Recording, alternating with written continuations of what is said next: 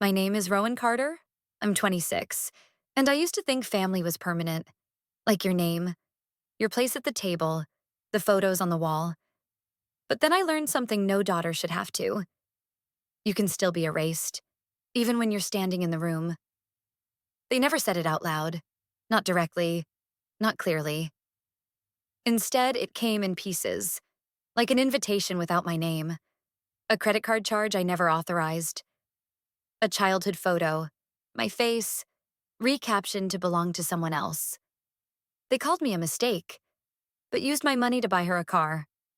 They called me stubborn, but used my memories to build her legacy. And when I finally froze the card, they swiped like it was theirs. That's when they realized the problem wasn't my silence. It was the fact that I remembered everything. This isn't a revenge story. This is a story about reclaiming what they took without permission. My name, my voice, and the truth they never thought I'd say out loud. Before I show you how I walked away, quietly, precisely, and with proof, let me ask you this. Have you ever stood in your childhood home and felt like a guest in a story someone else stole from you? If this story sounds even a little too familiar, if you've ever been edited out of your own family, hit subscribe. Because this isn't just a story, it's a blueprint. Just, the Carter family cordially invites you to celebrate the accomplishments of Sienna Carter, honor graduate, class of 2024. No mention of me, the older sister. No, from the daughters of Deborah and Gregory. Just her. Only her. I stood by the front door for a second longer than I meant to, breathing in the sharp, manufactured floral scent pumped through the hallway diffuser. Home, or something like it. The Carter house was pristine as always. White columns, hydrangeas blooming on cue, and every cushion puffed with military precision. But it wasn't comforting. It was stagecraft. The air was tense, like the house itself was bracing for judgment. Don't just stand there. Come help me with the balloons. Mom's voice cut from the patio like a knife. No hug. No, you made it. Just commands, as always. I set my overnight bag down near the stairs, untouched by anyone's welcome, and headed outside. The sun hit the terrace hard, making the golden balloons shimmer obnoxiously against the white and rose tablecloths. Sienna's face was everywhere. Banners, photo boards, slideshow loops projected on a discrete screen by the hydrangeas. She doesn't like blue, Mom barked at one of the caterers. More blush, less royal. I walked up, halfway expecting her to hand me a clipboard. Instead, she handed me a lighter. Candles for the tables. Go. I obeyed without a word. That was the rule. Speak only when spoken to. Be useful. Be silent. Guests trickled in. Dad's law firm partners, Mom's bridge club ladies, the mayor's wife. Not a single one remembered my name. I got the, you must be, oh, you're the older one, twice. No one offered a drink. I lit wicks like a servant. Then I heard it. Deborah's laugh. Low, rehearsed, charming when needed. Oh, Rowan? A happy accident, she said to a group near the mimosa bar. We weren't even trying. They all chuckled. I didn't. It wasn't the first time I'd heard it. But it landed differently now at 26, standing in my childhood backyard while invisible to the people who raised me. I turned to walk away and caught sight of the photo board. Sienna's philanthropy journey, complete with collages of her building wells and hugging barefoot children. I leaned closer. A photo stopped me cold. It was me. Taken during my sophomore year volunteer trip to Guatemala. Hair in a braid, dusty jeans, smile crooked. My hand was holding a shovel. But the label underneath read, Sienna, Guatemala 2020. I stared at it for a long second. That wasn't a mistake. That was theft. They didn't erase me. They repurposed me. No one noticed as I walked back inside. No one cared. The living room was empty. I wandered past the fireplace mantel where family photos lined the shelf. Sienna's face multiplied. Baby Sienna. Prom. Sienna. Debate trophy. Sienna, my face, if it existed at all, had been cropped, replaced, or taken from a bad angle. I pulled out my phone and scrolled through the gallery. I still had the original Guatemala photo, the one Mom had refused to print, saying I looked too unkempt. I walked back out to the patio, leaned in, and took a picture of the board. Not just the photo, but the context. The lie. My expression, reflected in the glass of the frame, wasn't hurt. Not anymore. It was cold. They gifted her a Lexus. They paid with a card that has my name on it. Rows of folding chairs filled the main hall at Charleston University, each one polished, numbered, assigned. Sienna sat up front with the other honor graduates, in a custom cap with hand-stitched gold lettering. I sat near the back, in a seat marked Extended Family. No one had asked if I wanted to be closer. No one had even looked. Sienna beamed as the dean praised her unwavering commitment to global service and academic excellence. Cameras flashed. I stayed still. I'd learned long ago that standing up would only make people uncomfortable, especially my mother. Then Gregory stepped up to the podium, flanked by Deborah on one side, Sienna on the other. He adjusted the mic with practiced flair and smiled at the audience. "We are so proud of Sienna," he began, his voice echoing through the auditorium. "She's been a blessing since the day she arrived. We often say if we had stopped at one, we would have already been complete." A polite chuckle swept the room. I felt it slice across my ribs. Her spirit, her dedication. It's everything we could have hoped for. And so, he gestured off stage. The curtain peeled back. A metallic blue Lexus rolled into the spotlight, oversized ribbon and all. Applause exploded. "For the daughter who never gave us a day of worry," Deborah chimed in. My fingers froze on the hem of my dress.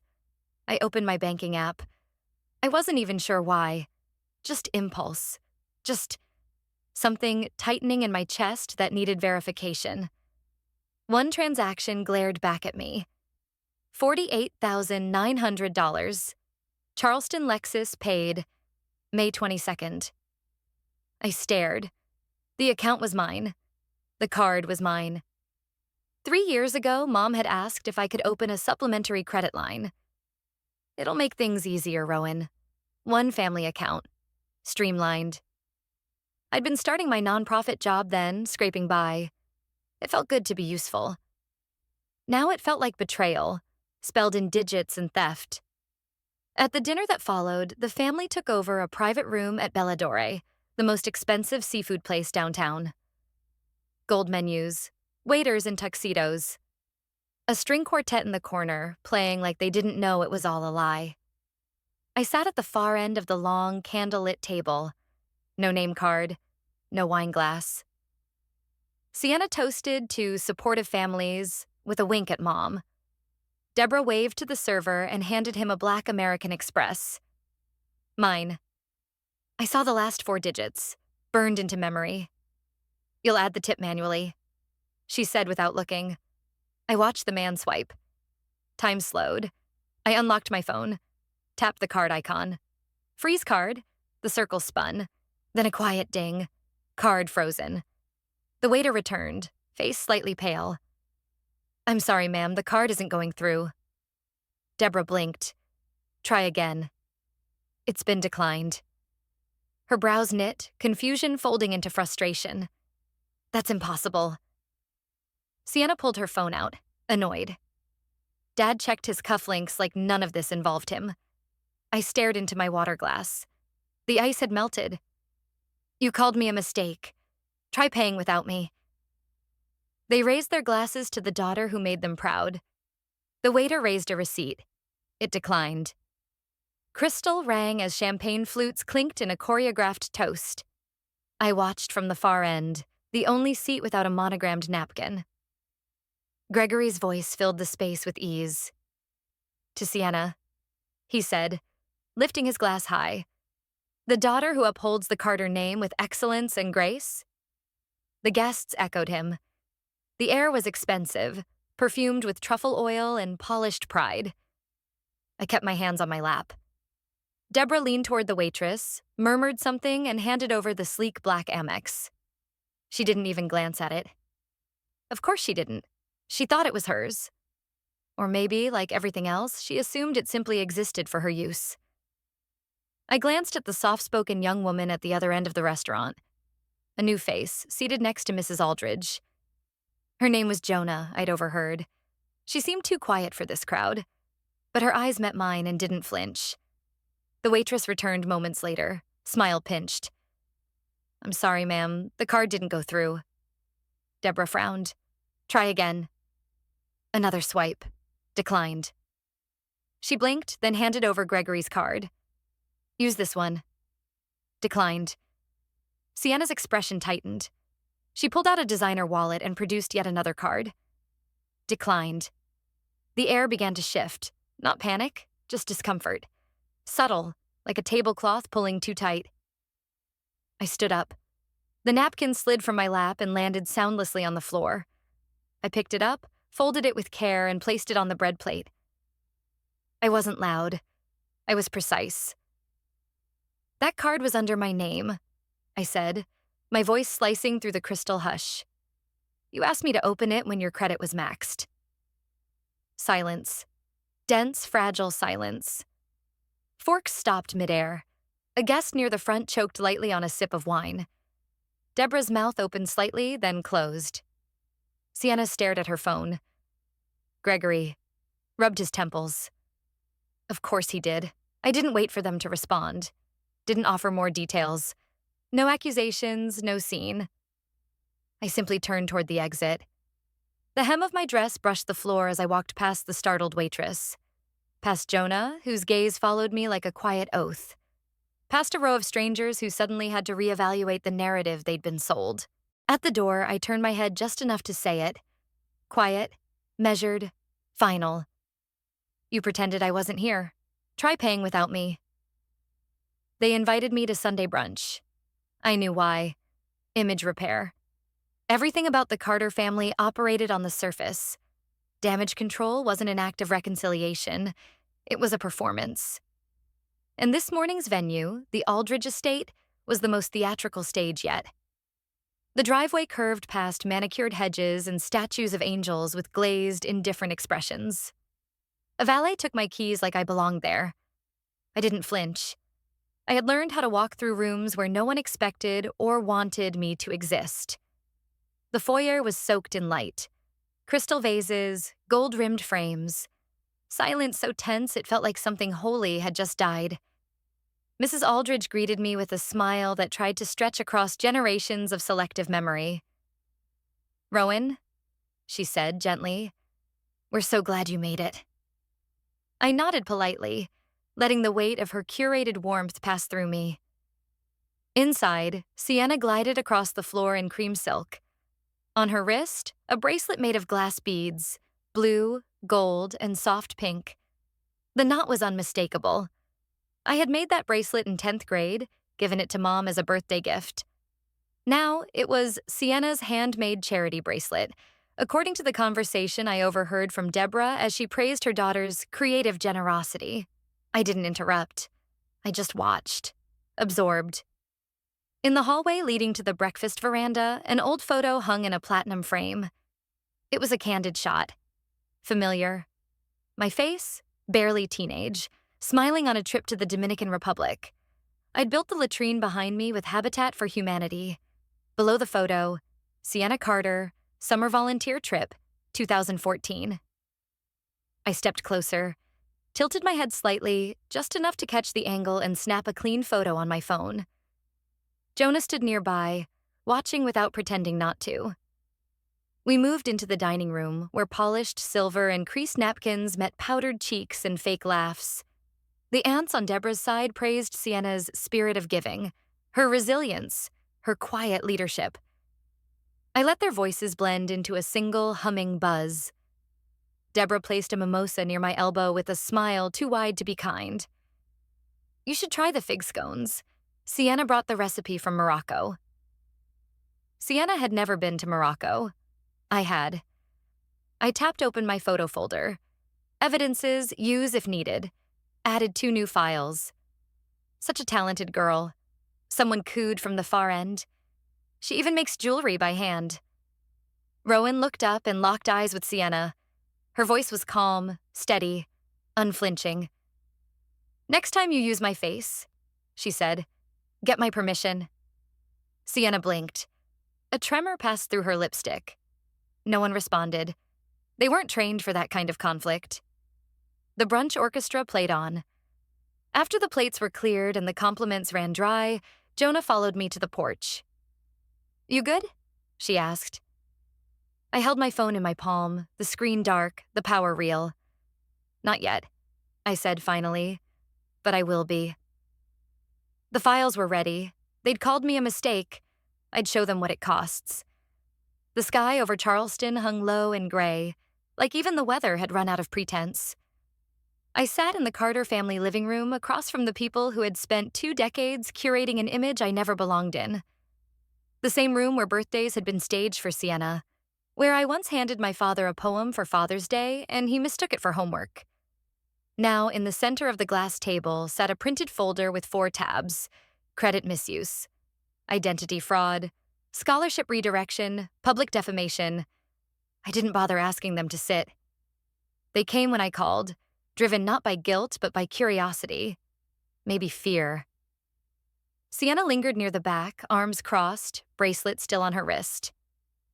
Gregory entered with his usual expressionless face. Deborah followed, lips pursed like a lawyer prepping for court. Neither looked at me. I began without ceremony. "These are charges you won't see in court," I said, "but that doesn't make them less real." I flipped the tabs slowly. First, a screenshot of the Lexus purchase. My card, my account, no authorization. Second, the photo from the Dominican Republic. My face, Sienna's name. Highlighted email chains between my mother and the Carter Foundation, where my trip had been listed under family contributions from Sienna Carter. Third, my scholarship application, time-stamped and saved, but never submitted. I found it in Mom's old inbox last year, unopened. My request for FAFSA support denied the same week a luxury retreat to St. Bart's appeared on their account. "I remember asking you to help with tuition," I said, eyes locked on Deborah. "You said, and I quote, 'We're working on your sister's future.'" Deborah opened her mouth, but I was faster. I tapped play on my phone. Her voice crackled out. A casual conversation with a neighbor, recorded last month at a fundraiser she didn't know I was attending. "She's not smart," she'd said, laughing. "Just stubborn. You can't mold that." Silence. Sienna's hand dropped from her shoulder. For the first time, she wasn't posing. She just watched our mother. Her eyes didn't blink. Gregory's face turned ruddy.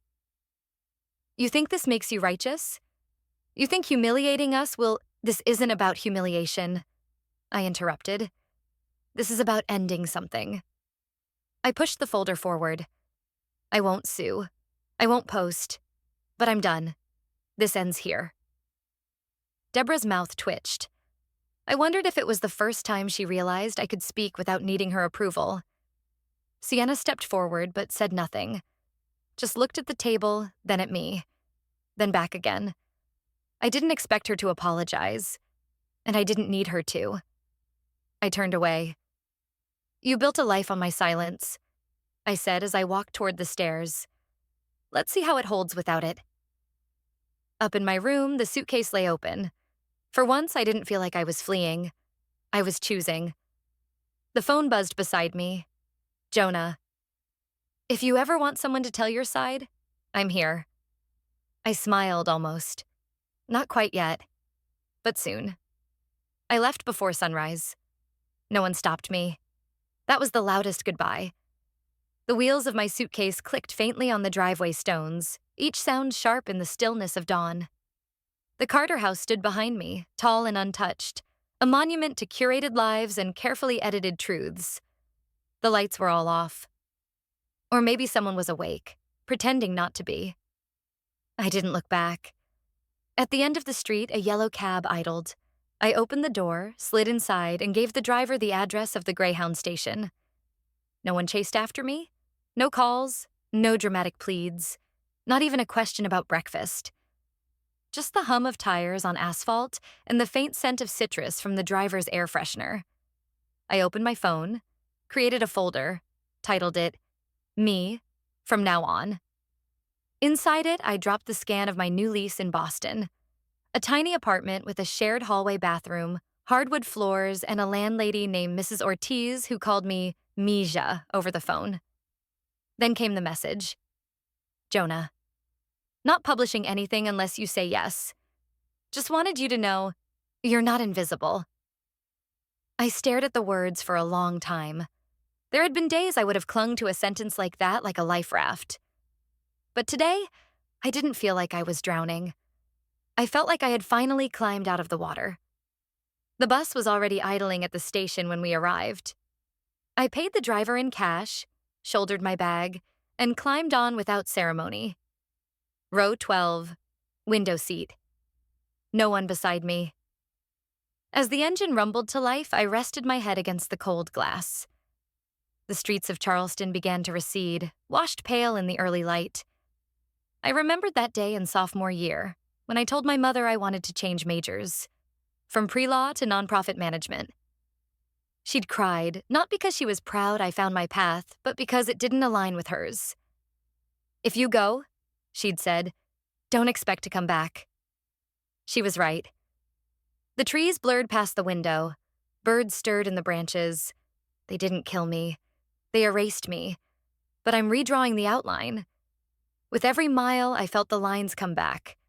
Faint at first, then bolder, darker. Mine. I didn't slam the door. I just stopped unlocking it. I didn't expect the silence to feel so loud.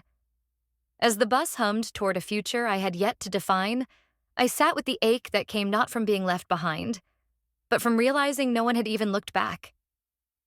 That house, with all its curated rituals and silverware conversations, didn't echo with my absence. It had been carefully soundproofed against me long ago. They called me a mistake. But I had paid the bills, wrote the speeches, carried the weight of a family name that had no intention of carrying me back. And when I finally said no, not through a scream but through a system, they didn't know what to do. There was no meltdown, no confrontation, just declined cards and a napkin folded quietly on a dinner plate. That's the part no one ever tells you. Revenge isn't always fire. Sometimes it's paperwork, screenshots, timing, a smile that doesn't reach the eyes, paired with a sentence that's been rehearsed silently for years. I had been practicing silence my whole life, but this time I used it as a scalpel. When my mother spoke to the brunch guests, dripping charm over every sentence, she didn't realize I had started recording 3 minutes in. Not for viral exposure, not to take her down, just to have proof that I wasn't crazy. That the things I remembered, the words that haunted my adolescence, weren't figments of a bitter imagination. The bracelet on Sienna's wrist? I made it. She told everyone it was part of her charity collection. She didn't know the beadwork spelled my initials on the inside loop. I didn't say anything. I didn't have to. Every move they made to restore their image was built with pieces they had stolen from me. My photo, my funds, my words. But the moment I chose to freeze that card, the same one they used to reward her while calling me disposable, something shifted. Not in them. In me. I started writing a new story. It didn't begin with once upon a time, but with a quiet decision. I don't owe them my silence anymore. On Monday morning, I laid the documents on the table. No dramatic gestures, no accusations screamed across the living room. Just names, dates, bank statements, photographs with mismatched tags. And when they denied it, I played the recording. She's not smart. My mother had said to a neighbor, unaware that I was in the next room. Just stubborn. Stubborn. They weren't wrong. I had spent years trying to earn space in a family album that never had a frame for me. But I was done carving myself into margins, done signing checks with hands that were always shaking. When I walked upstairs after that confrontation, I didn't feel powerful. I felt hollow. But for the first time, it wasn't from being emptied by others. It was the space left behind after taking myself back. I packed light. Just essentials, some saved notebooks, the contract for the new apartment, and the handmade mug from a former coworker that read, "Don't mistake my silence for weakness." Funny, she'd given it to me as a joke. I left the house before sunrise. No one called after me. No lights flicked on. Not even the dog barked. It was as if I had never been there. And maybe, in their version of the story, I hadn't. But in mine, I was the author now. Justice doesn't always look like punishment. Sometimes it's choosing never to return to the scene of the crime. Rowan Carter didn't seek applause. She didn't shout. She didn't post. But she walked away with something the Carters never expected her to claim. Her name, unborrowed. Like a quiet ripple that collapses the perfect surface, her absence revealed the truth they had tried so hard to hide. When injustice is met with quiet precision, the reckoning needs no noise. And sometimes the loudest revenge is walking away without needing to explain. They told me I was a mistake. But when they needed the bills paid, they used my name. When they wanted applause, they used my photos. And when it all started to crack, they still expected me to smile. Quietly. But silence isn't loyalty. And usefulness isn't love. So I stopped funding the illusion. I froze the card. I kept the proof. I spoke. Not with volume, but with clarity. And the moment I walked away, they realized something far more painful than rebellion. That the person they had erased had the power to expose. But I didn't scream. I didn't post. I didn't burn the house down. I just folded the napkin, stood up, and left. Because real justice, it's not chaos. It's knowing that the weight they thought I would carry forever is now theirs alone. If you're watching this and you've ever felt invisible in your own home, if your name was left off the invite, the photo, the story, this is your sign. You are not too sensitive. You're not imagining things. They noticed your silence. They just counted on it. But you get to choose when that silence ends. Sometimes reclaiming your place isn't about shouting. It's about documenting. About not flinching when they lie. About saying one clear sentence at the right moment. And letting it echo louder than any scream ever could. To the people who've lived in the margins, who gave more than they got, who held the camera but never made it into the frame, you were never the mistake. You were the foundation. They just hoped you'd never realize it. I didn't leave to prove anything. I left because I had nothing left to give to people who saw me as a utility. I left because one day you stop asking for a seat at the table and start building your own. So if this story reached you, even just a little, if you've ever paid the price for being the quiet one, while others wore your credit like a crown, you're not alone. Thank you. For being here. For listening without judgment. For making space for stories that don't scream, but still deserve to be heard. And if you've ever walked away not because you wanted revenge, but because you finally realized they'd never clap for your truth, then, share, and hit subscribe. Because we're not here to burn it all down. We're here to rewrite the ending. With receipts, with grace, and with names that are finally our own. I'm Rowan Carter. They erased me from the narrative. So I wrote a new one. Without them.